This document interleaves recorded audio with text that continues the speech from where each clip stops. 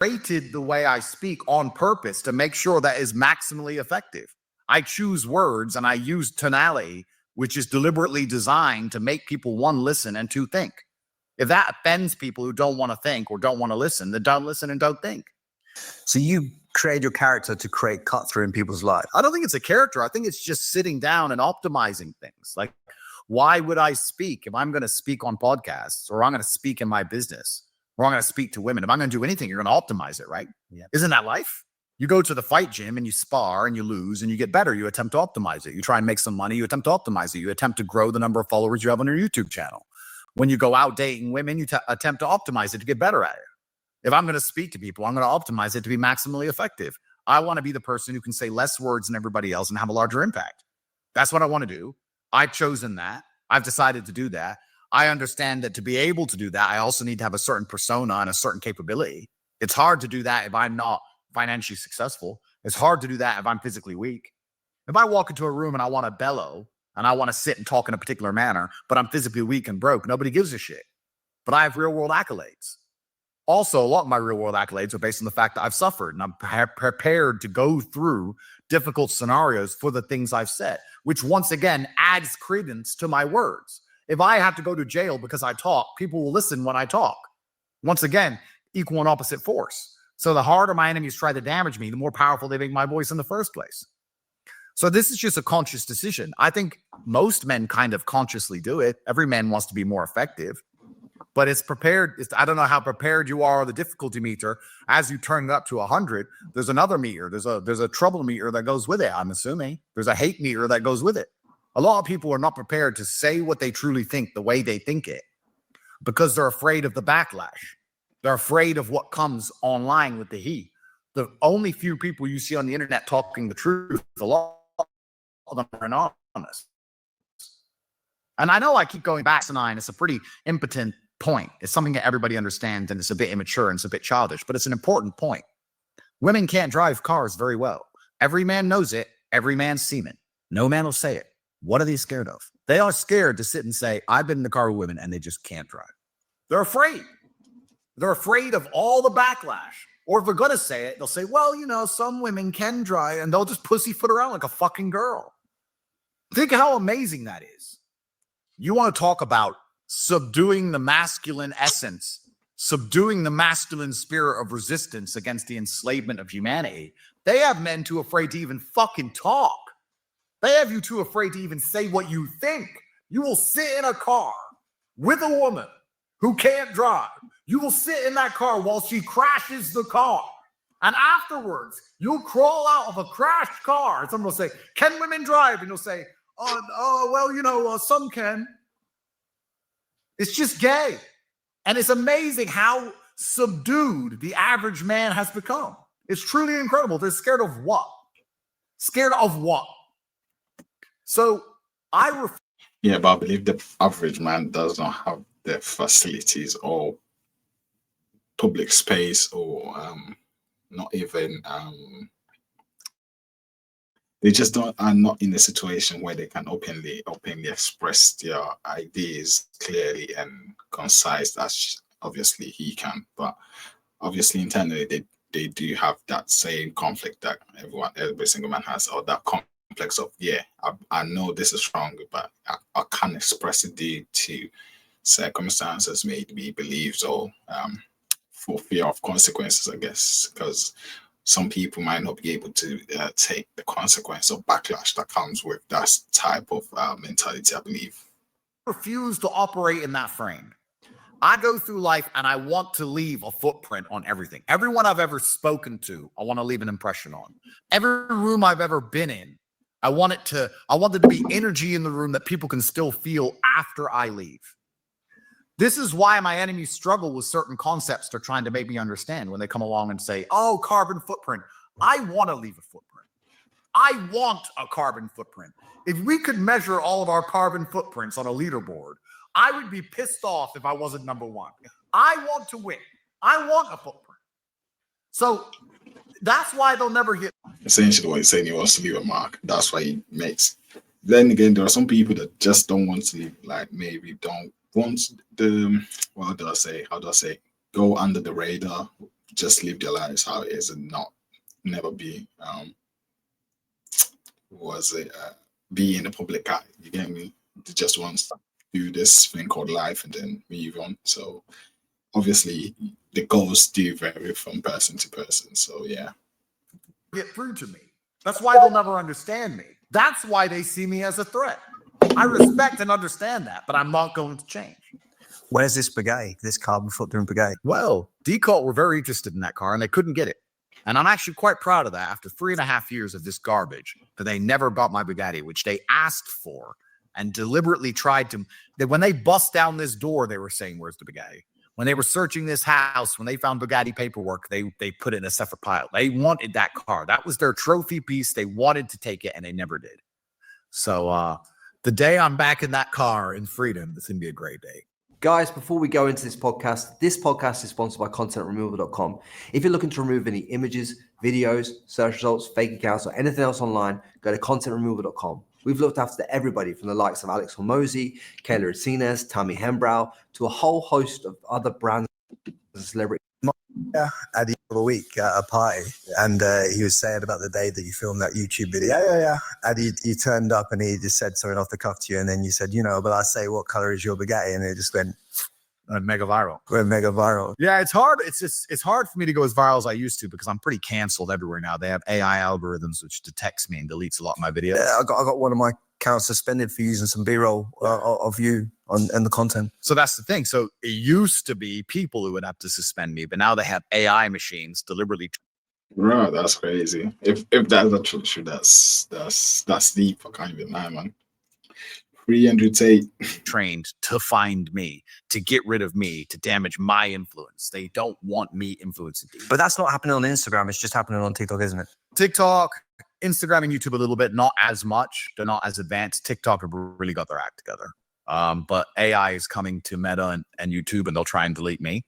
And perhaps that'll be the end of my internet career. I'm not sure. But yeah, when I used to go crazy viral, it was before the mass cancellations. And now there's AI machines deliberately trained. And we know this because we're combating them. Inside of my school, we have an AI campus. So we're combating AI machines. So we have some of the advanced AI machines inside of my campus, inside of my school. And we'll say, well, how does the AI detect me? And we'll try and put it into our AI algorithms and work it out. And then we'll find a workaround. So at first, we used to invert the videos. We used to invert it so it couldn't detect my face, but it started detecting it. Then we put invert the video. Then we go, okay, well, let's use a cartoon Andrew. And then that worked. And then it started picking up my voice. So we put a voice changer on it. So we got to the point where it wasn't even me. We had to put a voice changer, invert it, cartoon. It's crazy how they got better and better at picking things up. So yeah, they really have put a lot of energy and effort into trying to stop me having influence over the youth. And the primary reasons.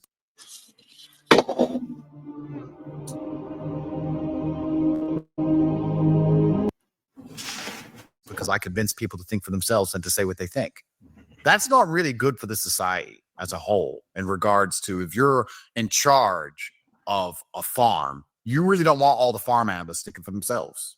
Why would you? It's better they all just do as they're told, right? So there's a huge concerted effort to ensure the majority of humanity, even the few who must escape mentally, they allow to escape, but that the majority of humanity follow in lockstep to their own slavery. There's a huge concerted effort. This is not something which is accidental. This is not something that the liberals just believe because they're silly liberals. There are people who have deliberately designed systems, information, governments, schooling, education, judicial systems, you name all of it. Every single thing comes down to the end of, does this enforce compliance of the populace? And the primary objective of that is that people never wake up and look around and realize they're getting fucked, which is, of course, what you want if you're going to fuck someone over. I mean, if you're going to rob someone's house and you could press a button, they didn't notice anything was missing. That's pretty fucking convenient. It's a lot more convenient than dealing with them calling the police, right?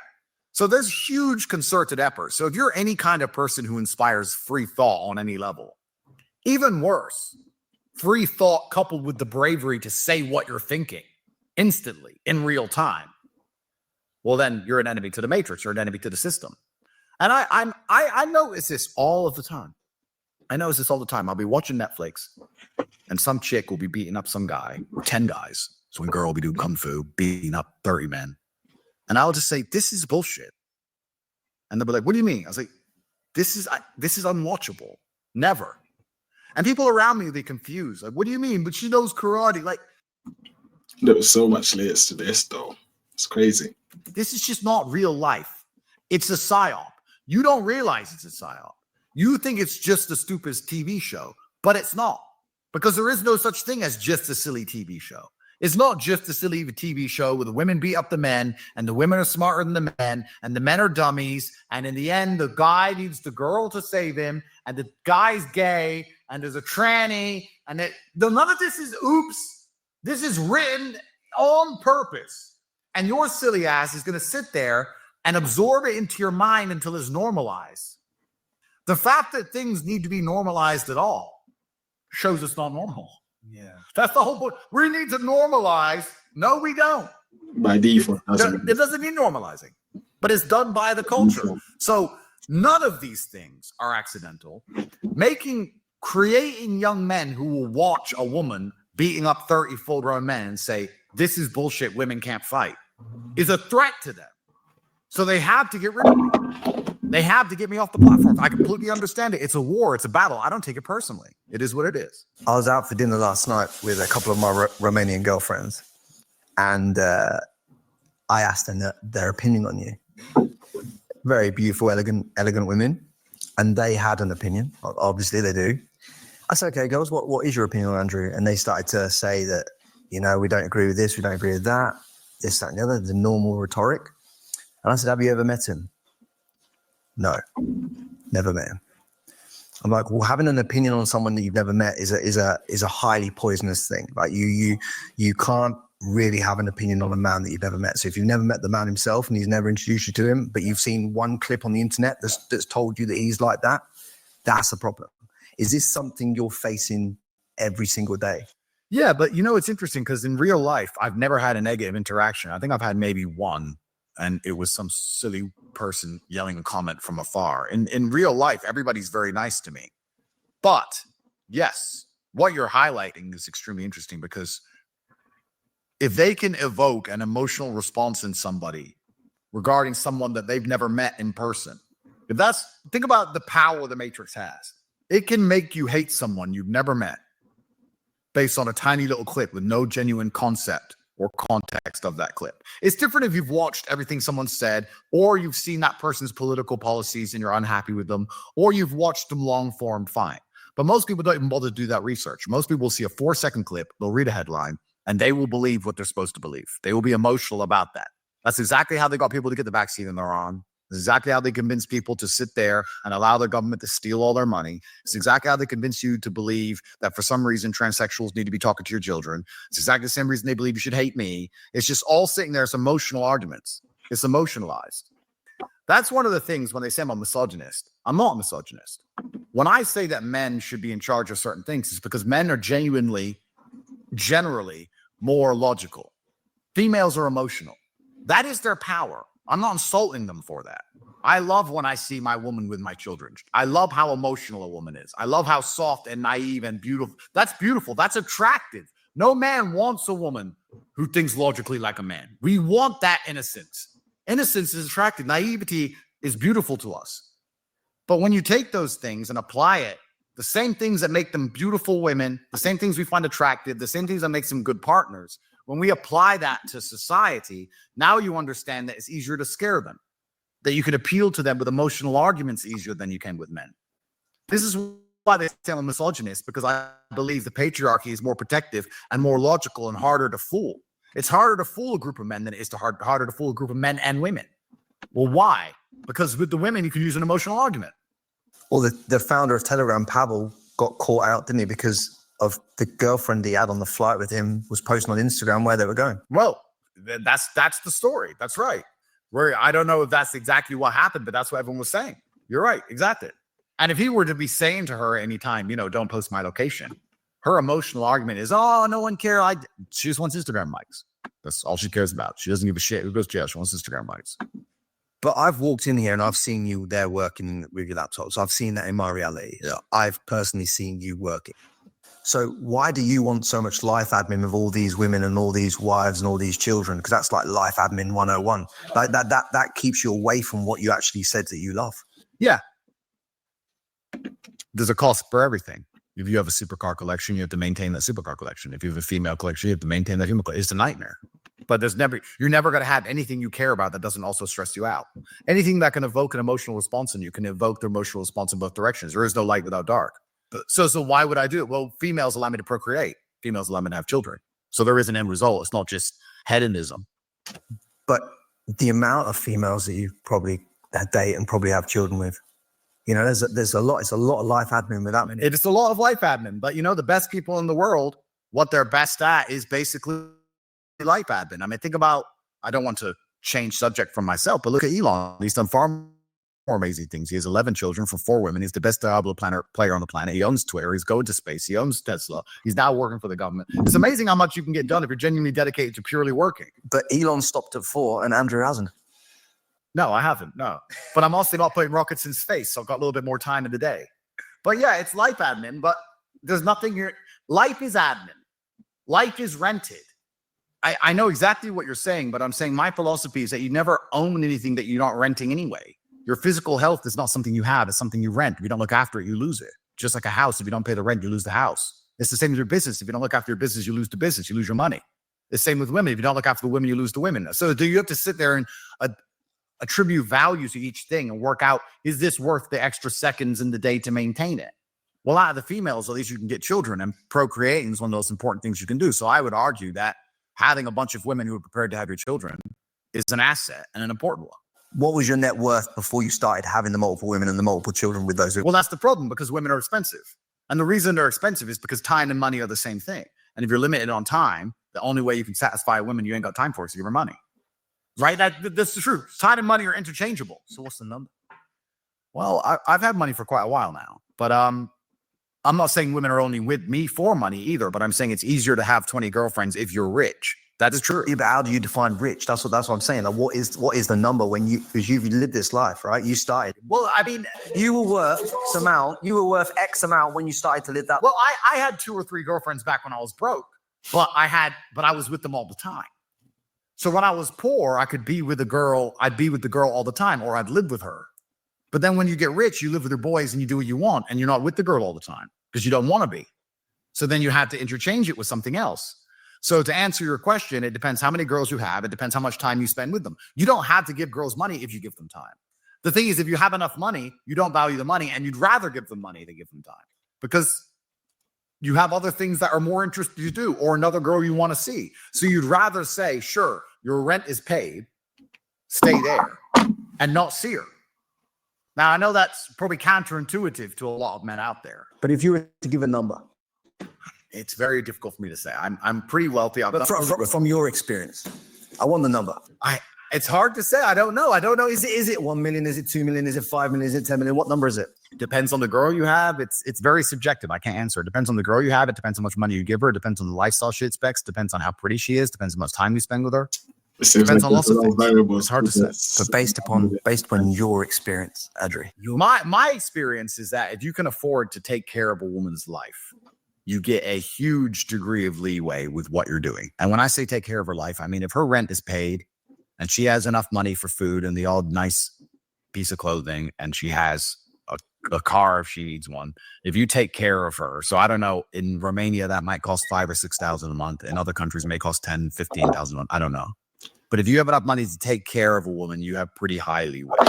So depending where you live, if you take care of her, you can usually get away with most. So what you're saying is then, by you moving your life earlier to Romania whilst you stacked your cash and made your money, that allowed you to achieve that earlier. So you achieved that at a lesser net worth than the lifestyle that you want, that you're predetermining now. You achieve that at a lesser net worth than perhaps what you are right now, obviously. Yeah, but this is actually a really interesting conversation because you have to be very careful with this because it's easy to be misunderstood. If you're in Dubai and you're just giving girls money and those girls want your money, especially the girls in Dubai, that is what they want. That is very different than a girl who wants your time, does love you, but you don't have the time to give her. So you replace the time with some money.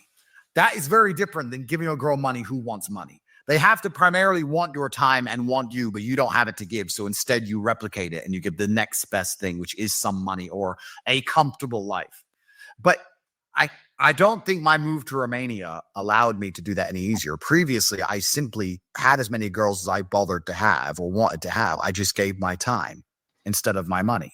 Whereas now my time is so valuable. Let's say I have to make $100,000 in an hour. I'd rather spend that hour making $100,000 and give her a $500 present and then bank $99,900 and $500, whatever, and keep the extra money than sit around with her watching bullshit in Twilight, because it's a waste of fucking time. So it gets to a point where the risk, the return on doing her crap just becomes zero. And it becomes, to a degree, not saying there's no love involved, because there is love involved, but it does become quite transactional. It does become like, look, I'm taking care of you. Everything's taken care of. I'm busy. I love you. You love me. Okay, you're loyal. I love you. Bang. Okay, I'm busy. Because you have more important things to do. Important men have important things to do. The things women want you to do aren't important. Nearly ever. It's bullshit. Now, if they have a loser man, then they'll yell at him to get off the couch, put the video games down, and go get some money. But if they have a man who's going out there getting money, they'll try and yell at him to come sit on the couch and watch a stupid movie. So that's just females. It is what it is. They always want what they haven't got. That's fine. But for you, if you're going to sit there as a completely broke man, the only thing you have to offer a woman is your time. So you're going to have to give it to her. I mean, but if you have other things to offer, especially, and I know this is an unfair comparison to most people watching at home, but I'm also famous and I offer status. If a girl gets to see me once a month, she gets status and I'm famous and she gets a lifestyle and she knows she's taken care of and she's known she's with me. So I get a whole bunch of brownie points that allow me to not use my time. So I'm living in a cheap life. So because I don't use my time, I can have unlimited. I could have 100 girlfriends if I wanted. Yeah. Which is a hell of a lot of admin. Which is a lot. It's a lot of admin. But then you have to decide what you're doing it for, right? So if you're doing it just to show off, I mean, that's fun for a while, but it's really not worth it. If you're doing it so you can fill up a yacht like that, once again, that's fun for a while. It's really not worth it. The only thing that makes any of this worth it is children at the end. So you know Dan Bilzerian quite well. Yeah. Dan's changed his whole thesis on this by living the hedonistic lifestyle. He's obviously getting closer to God now. He's finding God. He's finding purpose. But he says now, he openly said, I saw on the podcast the other week, he's talking about monogamy now. You would never talk about monogamy, would you? No, I wouldn't. And I know Dan quite well, and I respect him a lot. He's a great guy, and I don't want to speak for him because he's his own man. However, his attitude towards women was never procreation. I think if Dan would have had 20 children across the last 5 years, he would be looking at monogamy right now. He'd actually be very happy with what he'd done, and he'd be considering making 20 more. So monogamy is perhaps what he wants to set up before he creates children. That's his choice. So where you've approached it differently is you've gone, right, I will date multiple women, but I'll have children with multiple women as well. Whereas Dan said, okay, I will sleep with hundreds of women, but just to sleep. I'm uninterested in sex for the sake of sex. I think it's pointless. If I'm going to have a girlfriend and we're going to sleep together, there has to be a chance of a child appearing. God can decide, but there should be a chance of a child appear. That's what sex is for. I don't think it's interesting just in and of itself. I'm really over that. But before I die, I would like to have as many versions of me as possible on the planet. God will decide how many come. Women take 9 months to grow a whole baby because they're slow. That's their problem. And children will be made. Yeah, that's the bottom line. Children will be made. But good things take time. Well, yeah, they do. But I mean, I can say some really controversial things. In fact, I'll say them. Let's go. So one of the primary reasons Western society as a whole is failing. One of the primary reasons it's failing is because men have been cucked by women into only having children only then. A woman will come along to a man and say, have my kids. I want kids. We're going to have children. And the man will go, okay, fantastic. And she'll go, but don't have kids with anyone else. And he'll go, okay. And then he'll go and he'll work his ass off and he'll, try his very best. And then she'll say, okay, I need a nanny and I need a bigger car for the kid. And we need a car seat. And the kid needs to go to piano lessons. We need a bigger house. We need a playroom. And he'll slave away to get 1 or 2 kids out of this woman. And then if he asks her for a third, she'll say, no, I don't want to have any more kids. It's too hard. Get pregnant's too hard. And we need another nanny. And I want to go on holiday. And I want a Birkin bag. I want Instagram likes. So this female and her whims, her emotions, her primary concerns, which a lot of the time are just showing off, have limited that man's genetic potential massively. Now, those are the most successful men in Western society. The least successful men don't have that problem. There's brothers on the street with no money, 9 baby mothers, taxpayers raising all of them, doesn't care. So who's reproducing? Think about it. Who's reproducing in Western society? It's not our best. It's actually the opposite. You wonder why immigration rates are getting out of control. You wonder why London's not white anymore. Well, that's because they have kids, the immigrants. And their wives, their women aren't saying, I need a bigger house and a nanny. No, their women just have children because that's their culture, to have kids. That's what they're for. Western women don't think that way. Western women are uninterested in having kids until they're 32. I want to follow a career. What's your career? Instagram? What's your career? You're out every fucking night. Name a career. You haven't got one. What you want to do is follow the money, follow the bag, and go Maldives and take pretty pictures. That's what you want to do. So they're wasting their most fertile years on dumb shit. We talk about the population collapse in the West. This is exactly why. Because men are not like me to sit and say, I want children. I'll have a kid with you. Cool. And if you take too long to grow it, listen, 9 months is how long it's supposed to take. Double up. That's your problem. Get it done. If it takes too long, I'll have kids with her. Oh, but I don't want you to. Tough. Because my genetic legacy is more important than your feelings. When I'm dead and gone, they will talk about how many children Andrew Tate had. They will not talk about the fact that some chick cried and told him what to do, and he was scared of her getting mad at me. I'm not afraid of you. So I'm going to have his kids with whoever the fuck I want. Like men have always done. That's all we've ever done. So the Western society now, the females have cucked men into sitting there, only having kids with them. If you have a woman that says only have kids with me, the deal is, okay, have as many as I want. If you'll give me 20 children, if you'll be pregnant for the next 20 years, deal. But if you're going to start saying, oh, one's enough, well then, sorry, the human race needs to, it's more, the human race, females in their narcissism, don't think outside of themselves. The human race and Western civilization is more important than your crybaby feelings. So we need children on planet. We're literally collapsing. Get over it. That's the bottom line. So what would you say to all the women listening to this podcast then that are entrepreneurial women that have got these e-commerce brands, they're doing a couple of million, there's quite a lot of women out there that's being successful in business. What would you say to them then? Because they're putting off being a mother to do the business stuff. Well, I'd say congratulations on their success. And I'd say they should get pregnant at the same time. Think of all the things I could do simultaneously. I can be a convict and one of the most famous men on the planet simultaneously. Elon, as we just discussed, puts rockets in space and owns the largest electric vehicle company in the world. And now he's going to work directly for Doge, cleaning up the government all at the same time. A lot of it's just cope. A lot of it's just excuses. Females, I believe, have, I wouldn't say obligation because that's going to be used against me. But typically it was the men who build and it was the women who provide the children. For Earth, men build the cities, men build the roads, men build, women give us the children. Well, birth rates are collapsing and we've built more than we've ever built. So men are doing their job. Men are still building all these things, but we can't seem to get the kids we need.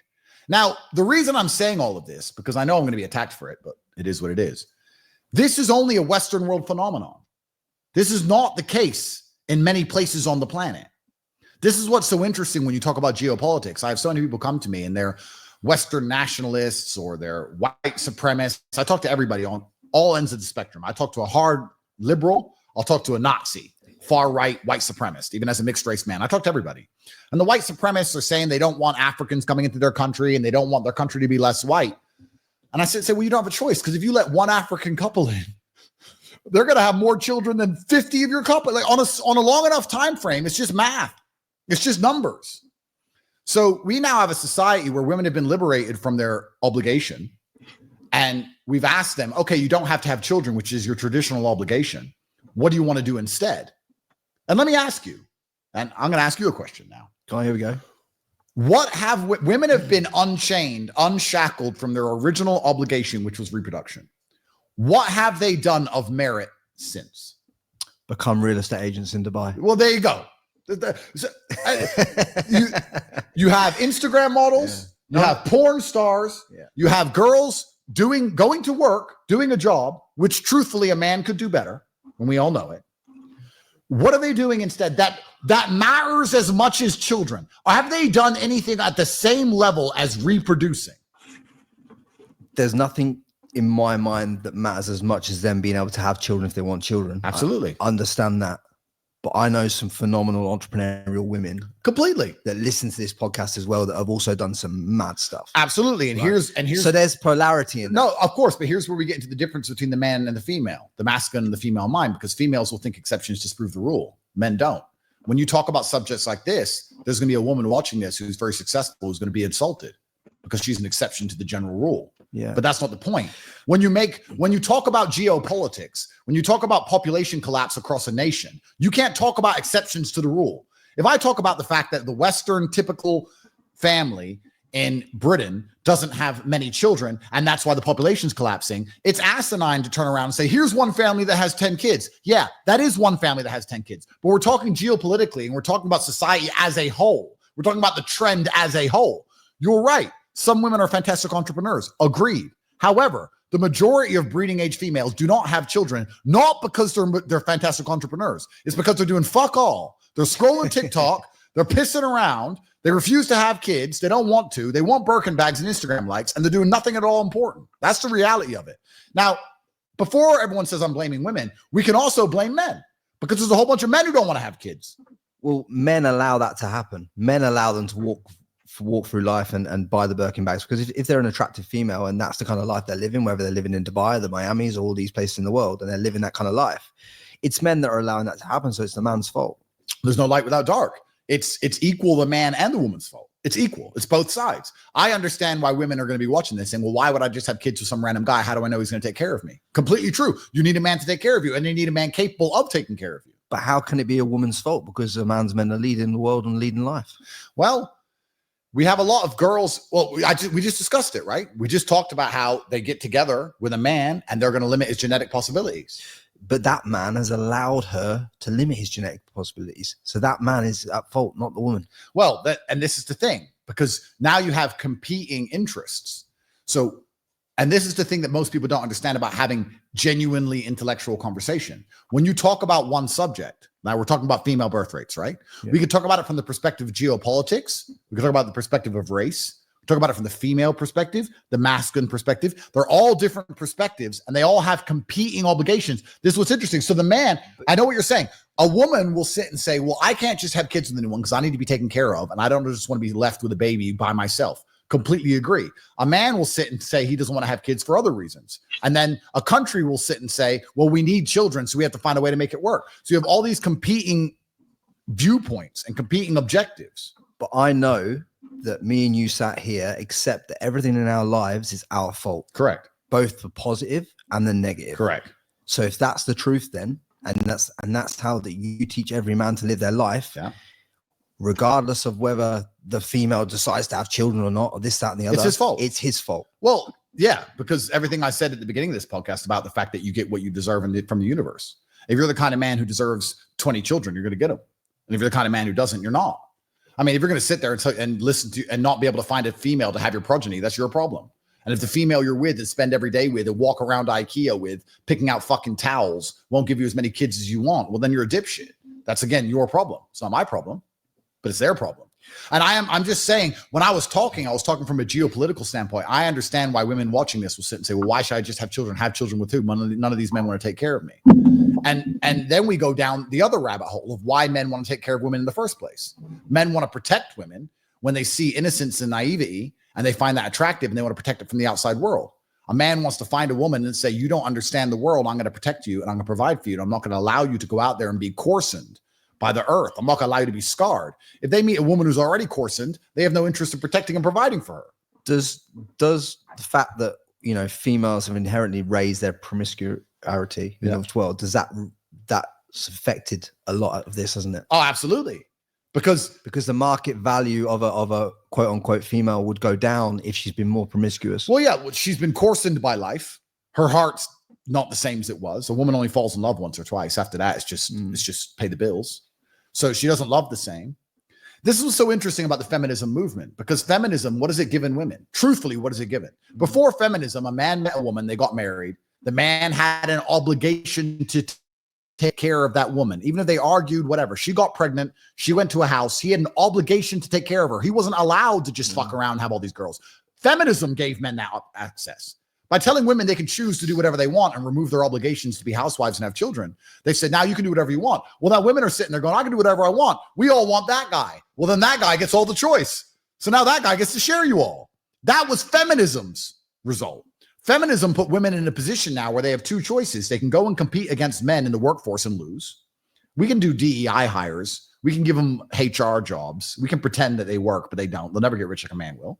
Or they can go and try and compete for the best men on the planet who have unlimited choice with younger and more beautiful women forever. So feminism's put women in a very difficult position. It was easier before feminism when they knew they had an obligation to just get married and that man had an obligation to take care of them. The whole point of marriage, you talk about promiscuity, the whole point of marriage in the first place was a very simple business transaction. I'll take care of you for the rest of your life, but you're going to listen to me. You're going to give me children and you haven't been with any other man. Mm-hmm. That's the deal. If you're coming along as a woman saying, I've been with loads of other men, I'm not going to give you kids and I don't listen to no man. Well, who is going to marry you? Mm-hmm. There's no trend. That's why marriage is gone, right? So you're right. We have two different competing sides. As a man, what's the most intelligent move you can make on the chessboard? Let's forget everything I've said that's offended everybody. And let's just approach this as professionals, as thinkers. You're a man. If you tie yourself to one woman, she can financially destroy you. That doesn't sound logical. Why would you do that if you already have sexual access to her? You already have sexual access to her. She's been with a bunch of men before you. She can't truly fall in love anymore because she's had too much heartbreak, because that's what happens. Every single time a woman sleeps with a guy and she doesn't stay with him, she gets a little bit more cold. You're not going to risk your entire net worth on that. You also, if you're the kind of person who's successful, you have access to not only her, you have I know how hard it is to talk about mental health, especially as a man. Unfortunately, I found out the hard way last year when I suffered access to a bunch of females that pretty much look the same as her. You know that you're going to be attractive to females for the next 25 years. She's only attractive for the next 5 or 6 years. And she's saying she won't give you as many children as you want. Why on earth would a man be loyal to or get married to any of these women ever? This is a logical conversation, because I ask women, what do you offer? Oh, but I'm me. Okay, that's the narcissism they have to operate within, with their head in the clouds, because they can't answer the question correctly. What do you offer a man enough to make him want to dedicate his life and fortune to you? The answer is nothing. Now, if you have some exclusives, I've never been on a private jet before. I've never been in a Lamborghini before. I've never been on holiday without my family. I haven't slept with anyone. Fine. Now the man gets something that other men haven't got. But even you and I know, as the masculine imperative, we don't want what other men have had. We don't want a used car. We want a new car. Damages his value. That's right. But you say about their narcissism saying, oh yeah, but you get me. But what about them saying that you'd be a narcissist by saying what you're saying right now? Well, the reason I'm sure they would. And I've been called narcissist a few times, believe it or not.